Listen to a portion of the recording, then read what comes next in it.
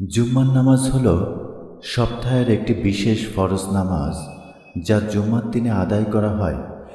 এটি জোহরের নামাজের পরিবর্তে 2 রাকাত ফরজ হিসাবে আদায় করা হয়। এর আগে এবং পরে কিছু সুন্নাত নামাজও পড়া হয়। এ নামাজ জামাতের সাথে আদায় করা জরুরি। পবিত্র কুরআনে এসেছে, হে মুমিনরা, জুমার দিন যখন নামাজের জন্য আহ্বান করা হয় তখন তোমরা আল্লাহর স্মরণে ধাবিত হও এবং ক্রয় বিক্রয় ত্যাগ করো। এটাই তোমাদের জন্য উত্তম যদি তোমরা উপলব্ধি করো। সূরা জুম্মা 9। জুম্মার নামাজের নিয়ম। জুম্মার নামাজ 2 রাকাত ফরজ। প্রথমে আমি জুম্মার 2 রাকাত ফরজ নামাজ আদায়ের জন্য নিয়ত করছি এই বলে মনে মনে নিয়ত করতে হবে। এরপর ইমামের ইমামতিতে জামাতের সাথে 2 রাকাত ফরজ নামাজ আদায় করতে হবে। ফরজ নামাজের আগে 4 রাকাত কাবলাল জুমা সুন্নাতে মুআক্কাদা এবং পরে 4 রাকাত বাদাল জুমা সুন্নাতে মুআক্কাদা নামাজ পড়া সুন্নত। এই সুন্নত নামাজগুলো জোহরের নামাজের মতোই আদায় করতে হবে। এছাড়া জুম্মার দিনে অতিরিক্ত নফল নামাজও পড়া যেতে পারে। জুম্মার নামাজের পূর্বেই ইমাম কর্তৃক প্রদত্ত খুতবা মনোযোগ সহকারে শুনতে হবে। খুতবা শোনা জুম্মার নামাজের একটি গুরুত্বপূর্ণ অংশ। জুম্মার নামাজ জামাতের সাথে আদায় করা আবশ্যক। ইমাম সহ কমপক্ষে 4 জন মুসল্লি উপস্থিত থাকতে হবে, অন্যথায় জোহরের নামাজ আদায় করতে হবে। নারীদের জন্য জুম্মার নামাজ বাধ্যতামূলক নয়, তবে তারা চাইলে জোহরের নামাজ আদায় করতে পারে।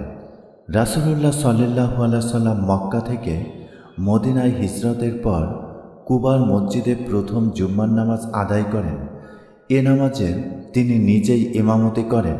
এদিন জুম্মার নামাজের আগে তিনি 2টি খুতবা প্রদান করেন। তখন থেকেই শুক্রবারে জুম্মার নামাজের জামাতের আগে 2টি খুতবা প্রদানের নিয়ম প্রচলিত রয়েছে। জুম্মার খুতবা জুম্মার নামাজের অংশ। যেসব কাজ নামাজের মধ্যে হারাম তা খুতবা চলাকালীন সময়ও হারাম। খুতবার সময় সুন্নত নফল নামাজ পড়া নাজায়েজ, কথা বলা নাজায়েজ, এমনকি খুতবার সময় কোনো অনর্থক কাজে ব্যস্ত থাকাও নাজায়েজ। রাসূলুল্লাহ সাল্লাল্লাহু আলাইহি সাল্লাম বলেছেন, যে ব্যক্তি জুম্মার দিন খুতবার সময় কথা বলে সে ভারবাহী গাধার মতো বোঝা বহন করে ফল ভোগ করতে পারে না। আবু হুরায়রা রাদিয়াল্লাহু আনহু থেকে বর্ণিত, রাসূলুল্লাহ সাল্লাল্লাহু আলাইহি সাল্লাম বলেছেন, জুম্মার দিন যখন তোমরা পাশের মুসল্লিকে চুপ থাকো বলবে অথচ ইমাম খুতবা দিচ্ছেন, তাহলে তুমি একটি অনর্থক কথা বললে। বুখারী হাদিস 934। আবু হুরায়রা রাদিয়াল্লাহু আনহু থেকে বর্ণিত, রাসূলুল্লাহ সাল্লাল্লাহু আলাইহি সাল্লাম বলেছেন, জুম্মার দিন যে ব্যক্তি উত্তম রূপে ওযু করবে তারপর জুম্মার নামাজে যাবে, চুপ থেকে খুতবা শুনবে, তাহলে তার এ জুম্মা থেকে পরবর্তী জুম্মার মধ্যকার এবং অতিরিক্ত আরও 3 দিনের পাপ মাফ করে দেয়া হবে।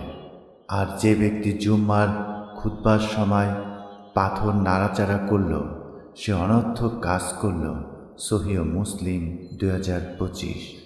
অর্থাৎ নিজের জুম্মার সওয়াব নষ্ট করল।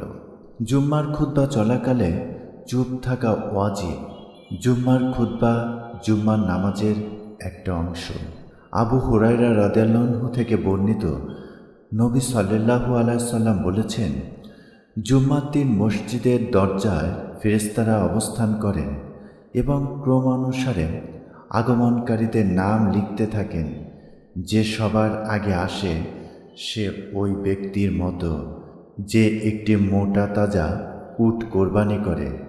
এরপর যে আসে সে ওই ব্যক্তির মতো যে একটি গাভী কোরবানি করে। পরের আগমনকারী মেষ কোরবানিদাতার মতো। তারপরের আগমনকারী মুরগি দানকারীর মতো। তারপরের আগমনকারী একটি ডিম দানকারীর মতো। তারপর ইমাম যখন বের হন তখন ফেরেশতারা তাদের খাতা বন্ধ করে দেন এবং মনোযোগ সহকারে সাথে খুতবা শুনতে থাকেন। সহিহ বুখারী 929।